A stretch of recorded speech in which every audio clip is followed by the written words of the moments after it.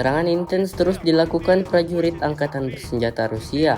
Dibuktikan pada sebuah rekaman yang diunggah Kementerian Pertahanan Rusia di Telegram pada Rabu 21 Agustus 2024. Dalam rekaman tersebut menunjukkan kru howitzer MSTAS Rusia saat menghancurkan senjata D-30 dan personel Angkatan Bersenjata Ukraina. Awak artileri howitzer self-propelled MSTAS dari kelompok pasukan gabungan pengawal ke-20 dari kelompok pasukan barat selama perang kontra baterai menghancurkan posisi lawan yang disamarkan, yang diidentifikasi oleh operator kendaraan udara tak berawak dan kru bersama dengan senjata D-30.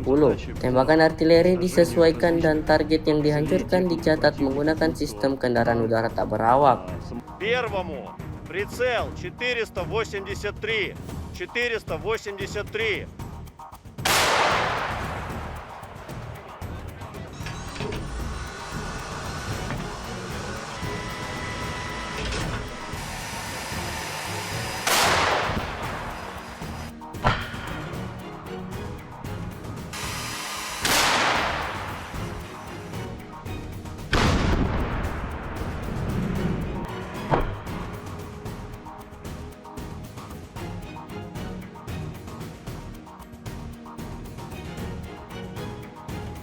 Выполняем задачи по уничтожению различных целей техники противника, будь то танк, самоходное орудие, буксируемое орудие. Также очень часто мы стреляем по опорным пунктам и пунктам БПЛА, то есть пункты, ниоткуда непосредственно запускаются БПЛА со стороны противника. Обеспечение осуществляется в полной мере, все, что касаемо продуктов питания, каждую неделю непосредственно прямо ко мне на батарее в район сосредоточения приезжает машина, где мы получаем продукты и после этого уже распределяем на расчеты.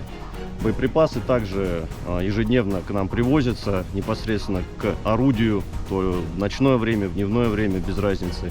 Непосредственно в орудии происходит загрузка боеприпасов. А вода приезжает у нас раз в 3 дня. Если есть необходимость почаще, мы делаем запросы, и машина водовозная приезжает. То есть с водой проблем нет.